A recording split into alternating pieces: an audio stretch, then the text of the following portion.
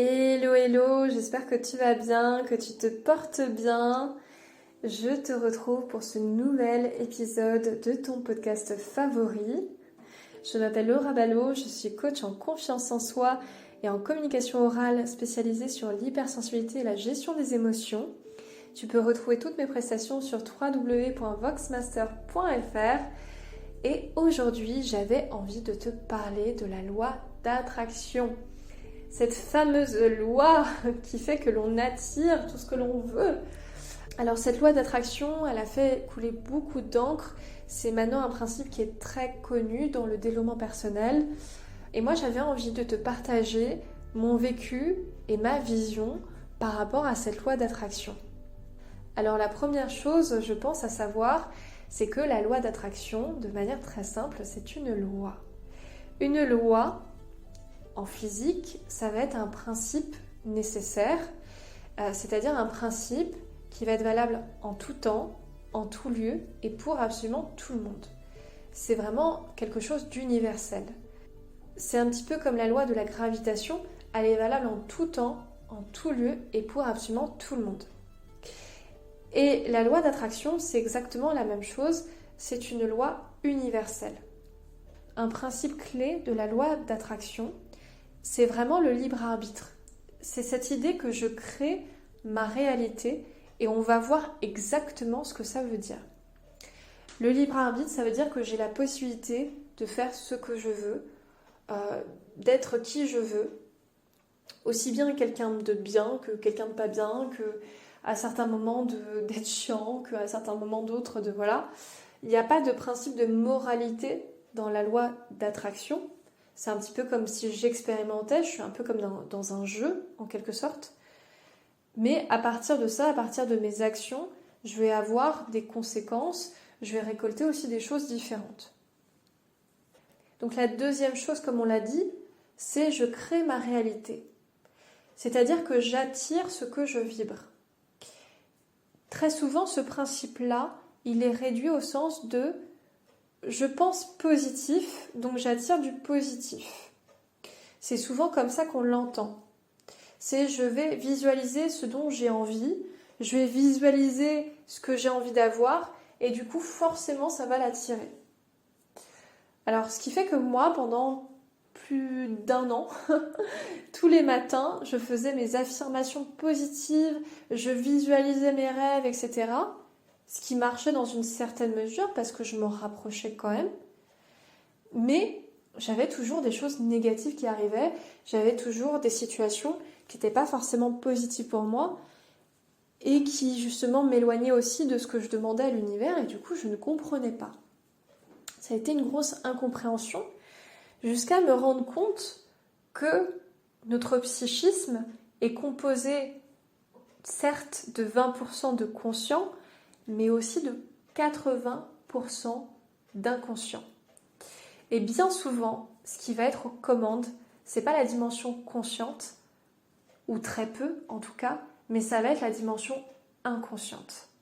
C'est-à-dire que si consciemment, je demande à l'univers de l'abondance financière et d'avoir tout ce que je veux dans ma vie, mais qu'inconsciemment j'ai peur du manque, qu'est-ce que je vais récolter ? Ça va être le manque. Parce que c'est ça que je vais profondément vibrer. C'est pour ça qu'on ne peut pas réduire, à mon sens, la loi d'attraction à uniquement la dimension mentale et consciente. Parce qu'il y a tout le reste à côté et que ce reste-là, ça compte pour 80%. Et en plus, si je dis que c'est uniquement la dimension consciente, si je prends l'exemple d'une personne qui a été en couple avec un pervers narcissique, ça voudrait dire que consciemment, cette personne-là s'est réveillée le matin en se disant « Ok, aujourd'hui, j'ai envie d'être avec un pervers narcissique et j'ai envie d'être en couple avec lui. » C'est-à-dire que consciemment, elle s'est dit « Ok, il va me briser mon estime de moi-même, je vais peut-être mettre 10 ans à m'en remettre, mais j'ai envie d'être avec ce pervers narcissique. » C'est quand même assez dingue. Donc cette personne, souvent, ce qui se passe, c'est que consciemment, bien sûr qu'elle ne voulait pas de cette relation. Elle n'en voulait pas. Consciemment, cette personne-là va dire « Mais non, mais moi je crois pas que je crée ma réalité parce que moi, ça, je l'ai pas voulu. c'est pas possible. Je ne l'ai pas demandé à l'univers. Donc je vois pas pourquoi ça m'arrive. Mais inconsciemment, il y a quelque chose dans son énergie. Ça peut être des croyances, des schémas, des mémoires, ça peut être des émotions, plein de choses. Il y a quelque chose qui était présent en tout cas et qui a fait qu'elle a effectivement attiré cette personne. Je vais donner un autre exemple.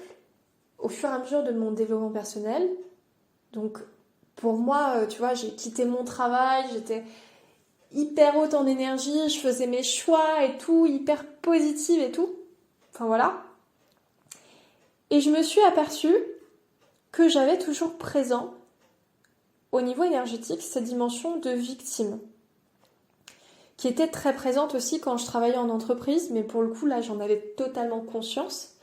Mais en quittant l'entreprise, je m'étais dit, c'est bon, ça y est, je vis ma vie, je fais mes choix, je suis libre, ciao, hasta la vista.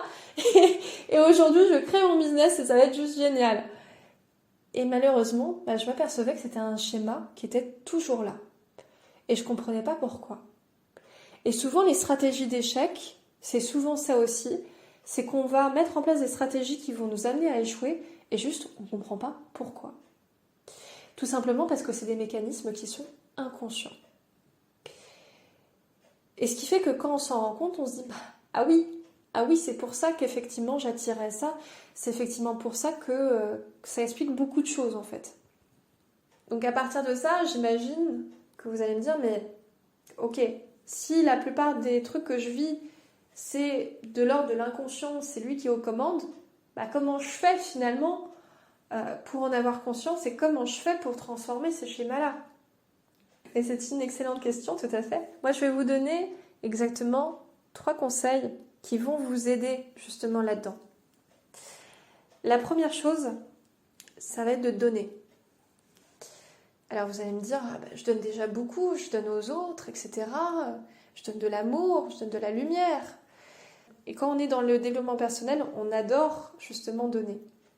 Sauf que bien souvent, on donne à l'extérieur de nous. C'est-à-dire qu'on donne aux autres de l'amour. On donne de la lumière, ce que vous voulez. Enfin voilà. On donne vraiment à l'extérieur de nous. On va chercher à rendre service pour faire plaisir. À chaque fois, on est à l'extérieur. Et pourquoi est-ce qu'on est à l'extérieur? Parce qu'on recherche quelque chose qu'on n'a pas à l'intérieur de nous-mêmes. C'est comme si j'ai un espace vide à l'intérieur de moi que j'essaie de combler en donnant à l'extérieur. Comme si je disais aux autres, tiens, je te donne de l'amour, envoie-moi du coup de l'amour s'il te plaît parce que j'en manque. C'est un petit peu des jeux psychologiques en quelque sorte qu'on met en place. Le problème de ça, c'est que je ne peux pas donner de l'amour si je n'en ai pas moi-même. Je ne peux pas donner quelque chose que je n'ai pas. Comme je ne peux pas donner, par exemple, un service si je ne me rends pas service à moi-même. Donc quand je vais donner de l'amour aux autres, par exemple, par ce biais-là, je ne leur donne pas de l'amour aux autres. Je leur en demande, ce qui est totalement différent. Je leur en demande parce que j'ai un espace à combler à l'intérieur de moi-même. Parce que j'ai ce vide, cet espace qui est vide, et que je cherche à tout prix à l'alimenter au travers des autres. Donc la première des choses, ça ne va pas être de donner, ça va être de prendre conscience de ces demandes et de ces besoins du coup que j'ai au travers de ça.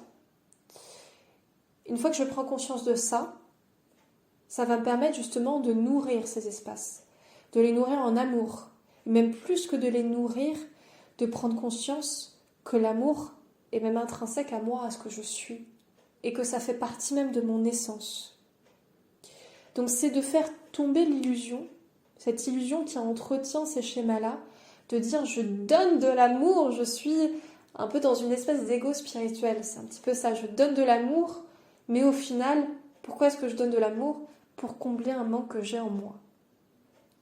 Donc c'est de faire tomber ces masques, ces schémas, pour justement retrouver mon authenticité, ma vérité, et me dire, finalement, je cultive mon amour pour moi-même. Et une fois que j'ai cultivé cet amour pour moi-même, à ce moment-là, oui, je suis capable de donner aux autres. Je peux irradier de cet amour, et j'en ai tellement que j'irradie tellement que c'est génial. Mais d'abord, je dois cultiver cet amour pour moi avant tout. C'est la première des conditions. Sinon, je ne peux pas de toute manière donner quelque chose que je n'ai pas. En plus, ça va mener à des incompréhensions parce que je vais pas voir ce manque que j'ai à l'intérieur de moi, mais je vais voir tout ce que je donne. Je donne finalement et je ne reçois rien.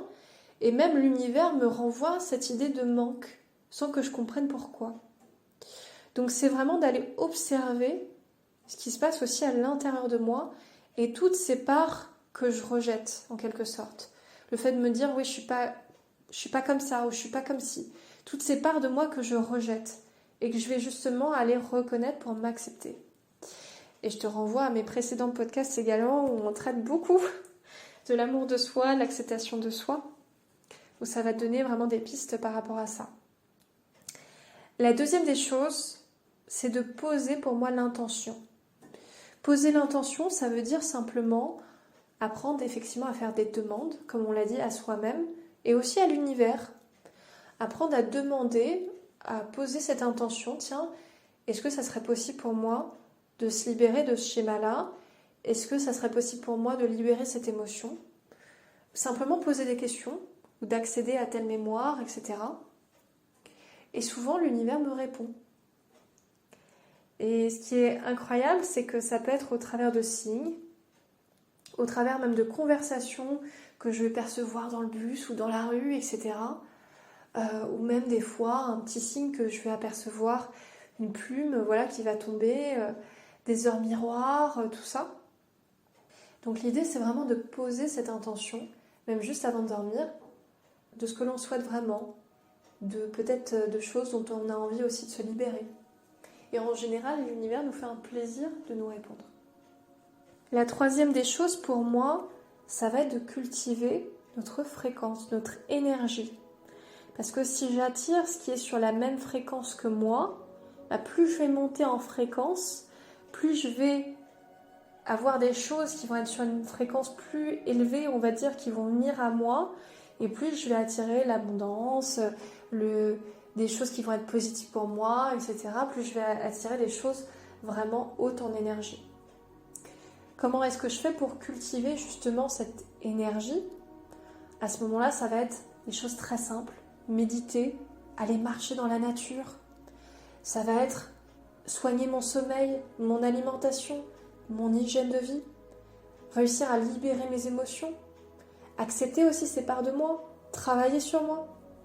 C'est tout ça qui va faire que je vais réussir à progressivement être de plus en plus ancrée, j'ai envie de dire, et à faire jouer aussi la loi d'attraction en ma faveur.